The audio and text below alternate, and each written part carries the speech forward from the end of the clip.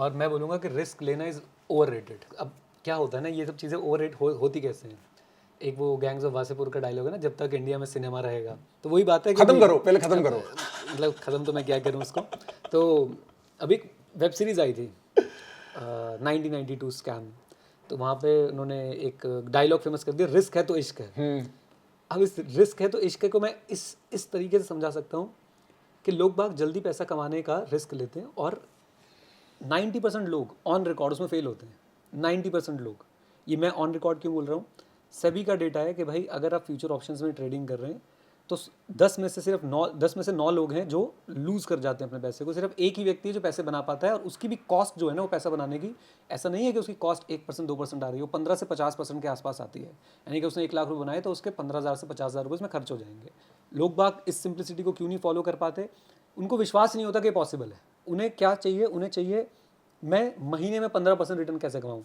मैं बात करूँगा साल में 15% कमाने की, तो यहीं पे वो ना गैप आ जाता है। वो कहते हैं साल में 15% से क्या इतनी वेल्थ क्रिएट हो सकती है? एक्चुअली में वेल्थ साल में 15% से ही होती है। जब आप महीने में 15% कमा रहे हो ना, तो आप गवाओगे भी वैसे ही। पहली बात, महीने में 15% कोई कमाता नहीं है। बाई चांस अगर किसी ने कोई लक चल गया, किसी का कमा लिया तो कमा लिया, लेकिन अगर वो फिर उसको छोड़ेगा नहीं, यानी वो फिर उसी तरह की एक्टिविटीज़ में इन्वॉल्व रहेगा, वो जीरो हो जाएगा उसके अंदर। ग्रीड जो है ना, ग्रीड एक ऐसी चीज़ है विच इज़ सेम। कब से लेके आप कहीं से कहीं तक दुनिया देख लो, ग्रीड इज सेम। ग्रीड ने ही सारी चीज़ें जो हैं वो पैदा करी हैं, और सारी चीज़ों को ख़त्म भी जो है वो ग्रीड ही करती है।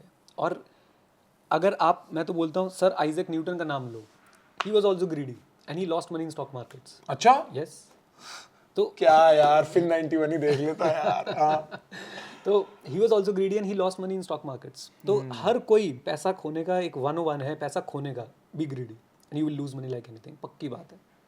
तो ये ग्रीड जो है ना, ये सारे फसाद की जड़ है। और इसी चक्कर में एक आम आदमी 25,000 रुपये महीना कमाने वाला व्यक्ति, जो हमारा आज का मेन क्वेश्चन है, वो क्यों अपनी वेल्थ टारगेट्स को अचीव नहीं कर पाता, या क्यों वो बहुत ज़्यादा वेल्थ क्रिएट नहीं कर पाता, सिर्फ और सिर्फ ग्रीड के चक्कर में। क्योंकि जो 25,000 कमाता है उसे लगता है कि यार मैं सिर्फ 2,000 रुपये इन्वेस्ट कर सकता हूँ, इस 2,000 को मुझे जल्दी कैसे ग्रो करना है, वो 10-15% रिटर्न कैसे निकालना महीने का, और वहाँ पे वो 2,000 रुपये खोता चलता है।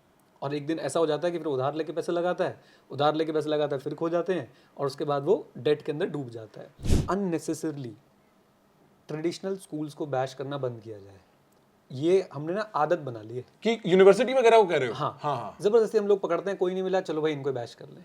वो बोलते नहीं ना वापस। हाँ, वो बोलते नहीं वापस एक्चुअली में। तो मैं तो ये चाहता हूँ कि भाई आप, फॉर एग्जांपल मैं 24 से भी पीछे जाता हूँ, कोई अगर अपने 18-19 साल की उम्र में है, तो भाई वो अपनी एजुकेशन पे पूरा फोकस रखे, वो उसको दरकिनार ना करे। क्यों एजुकेशन क्यों? हाँ, वो ऐसा ना सोचे कि प्रखर ने पॉडकास्ट करके जो है अपने पूरा एक अच्छा एम्पायर बना लिया तो मैं भी बना लूंगा, XYZ ने ये कर लिया तो मैं भी कर लूंगा।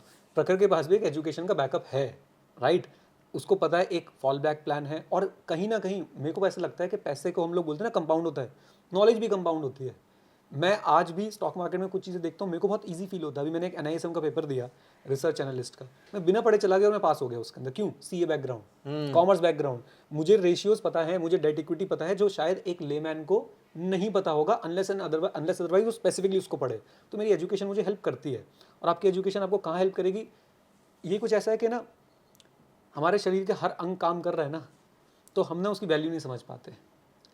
ऐसी एजुकेशन कहीं ना कहीं हमें हर चीज़ में सपोर्ट करती है। आप अगर एक छोटी सी कुछ लिखोगे भी ना, कोई भी एक राइटअप लिखोगे, कि आपकी स्कूल की एजुकेशन आपको उसमें हेल्प नहीं कर रही है? कर रही जो है आपने बेसिक वहाँ पे राइटिंग स्किल्स सीखे, बेसिक जो आपने राइटिंग स्किल्स सीखे, कॉम्प्रिहेंशन सीखा, जो भी आपने वहाँ पे आर्टिकुलेट करना सीखा, क्या आपको हेल्प नहीं कर रहा है? सर ये तो फिर भी एक दूर का एग्जांपल है, मैंने CA खत्म भी नहीं करी, बट आज की डेट में बैलेंस शीट देख के बता सकता हूँ क्या गड़बड़ है। Right. क्योंकि मैं बैठ के क्लासेस तो ढंग से ली हैं, और मैंने वो इन्वायरमेंट में खुद को एक्सपोज किया है। तो जितनी हमारे ही पॉडकास्टों में मैंने बोला है क्या करोगे CA करके, आज तो मैं उसके रिवॉर्ड्स रीप कर रहा हूँ, मेरा माइंड बदला है उसको लेके 100%। मेरे को लगता है एजुकेशन इंडिया में एक सोशल क्लास जंपर है।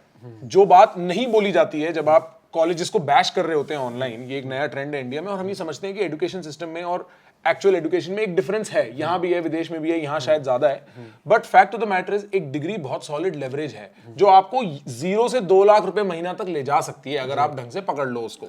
ये बात आज भी इंडिया के लिए सत्य है। इसमें एक बात और भी है कि एजुकेशन सिस्टम को बैश करने से पहले मैं ये कहना चाहता हूँ कि अगर ठीक है आपकी एजुकेशन की रिक्वायरमेंट है कि रट्टा मारो, लेकिन आप खुद भी तो थोड़ा बहुत एफर्ट करके समझ सकते हो, राइट।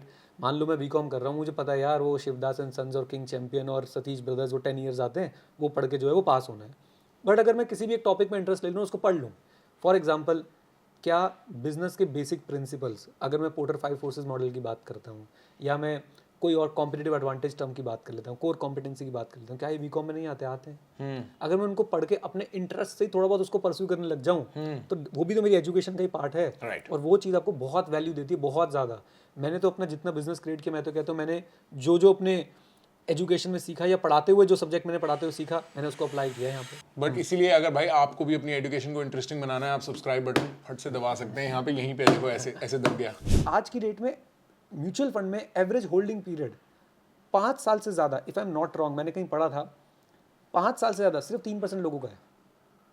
यानी 3% लोग हैं जो 5 साल तक रुक पाते हैं म्यूचुअल फंड में। तो 97% लोग एग्जिट कर लेते हैं। Yes. और मेजॉरिटी कंपाउंड जो कंपाउंडिंग होनी है 5 के बाद ही होनी है। हाँ। वो तो every next year it will compound more. Exactly 2.2 years 2.2 years है average holding period of a mutual fund in India. ये गूगल ने आपका जो जनरेटिव एआई इन्होंने निकाला है वो बता रहा है कि भाई 2.2 ईयर्स है। वाओ। और आपको पता है मैंने 2017 में पहली बार म्यूचुअल फंड में इन्वेस्ट किया था, जब मैं अपने होशो हवास में इन्वेस्ट किया था। उससे पहले वो बैंक वाले भैया ने जो ऐसा करवा देते हैं। हाँ। मैंने आज तक एक भी यूनिट नहीं बेचा है। होल्डर हूँ मैं, होल्ड कर रहा हूँ म्यूचुअल फंड के यूनिट्स, और इतने यूनिट्स इकट्ठे कर लिए, इतने यूनिट्स इकट्ठे कर लिए, और ज़बरदस्त कंपाउंडिंग चल रही है। हाँ। आने वाले, अब वही बात है ना, मेरी एक्टिव इनकम है, तो मेरे आने वाले 15, 20, 25 साल में कोई प्लान नहीं है कि मैं उनको बेचूंगा। राइट। लेकिन मैं एक बात जरूर प्रूव करके जाऊंगा कि एक नो नथिंग व्यक्ति भी वेल्थ क्रिएट कर सकता है अगर वो सिंप्लिसिटी से, एक डिसिप्लिन से चीज़ों को फॉलो करता रहे। तो अगर आपको वेल्थ क्रिएट करनी है आज के टाइम में, तो बेस्ट एसेट क्लास है इक्विटी। अब इक्विटी के अंदर एंट्री लेने के जो रास्ते हैं वो अलग अलग हैं।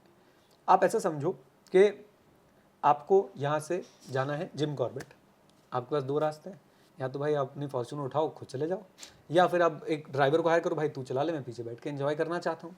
बस यही फ़र्क है डायरेक्ट स्टॉक में और म्यूचुअल फंड में।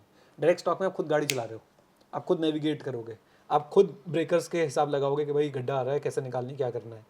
म्यूचुअल फंड में आपने एक ड्राइवर, एक फंड मैनेजर को हायर कर रखा है कि भाई वो ड्राइव कर रहा है, वो ध्यान रखेगा। और ड्राइवर 2% ले रहा है, 2% ले रहा है, 1% ले रहा है, 0.5%। ये ऐसा ही, मतलब इनके एएमसी कहते हैं ना, एसेट मैनेजमेंट कॉस्ट। एएमसी आपसे कुछ जो है एक्सपेंस रेशियो के नाम से चार्ज करती है, एंड उसमें कुछ देने में आपको हर्ज नहीं होना चाहिए। कोई आपके लिए आपका वेल्थ मैनेज कर रहा है, हाँ। आप दो ना उसको। सरदर्दी का आधा % तो कहीं नहीं है सर, ले लो। हाँ। इसे हम बोलते हैं स्ट्रेस एडजस्टेड रिटर्न। राइट। मैं जो डायरेक्ट स्टॉक से म्यूचुअल फंड में जा रहा हूँ ना, मैंने यही देखा कि मैंने पुरजोर कोशिश कर ली तो मैं डायरेक्ट स्टॉक्स में 15% कमा पा रहा हूँ। मेरा म्यूचुअल फंड मुझे 16% दे रहा है, कोई 16 दे रहा है, कोई 13 दे रहा है। तो भाई अगर मैं वो जो पुरजोर कोशिश कर रहा हूँ उसमें जब मैं स्ट्रेस एडजस्ट कर रहा हूँ तो मुझे म्यूचुअल फंड रिटर्न ज़्यादा अच्छे लग रहे हैं। राइट। सो आपने क्या करना है, आपने इक्विटी को चूज करना है। इक्विटी में आपने अपनी मेथोडोलॉजी चूज करनी है कि whether you want to go through funds और do you want to go into direct stocks. Right. I will prefer funds always, because less headache, simple, good diversification, कमाल की चीज़ है वो। हम लोग ब्लेस्ड हैं, हमारे पास आज की डेट में ऐसी ऐप्स हैं, आप 4 क्लिक पे इंडिया के किसी म्यूचुअल फंड के अंदर अपना पैसा लगा सकते हो, जितना मर्जी चाहे पैसा लगा सकते हो, जब मर्जी चाहे अपना पैसा लगा सकते हो। तो आप एक बहुत ही बढ़िया जिंदगी में जो है वो जी रहे हो।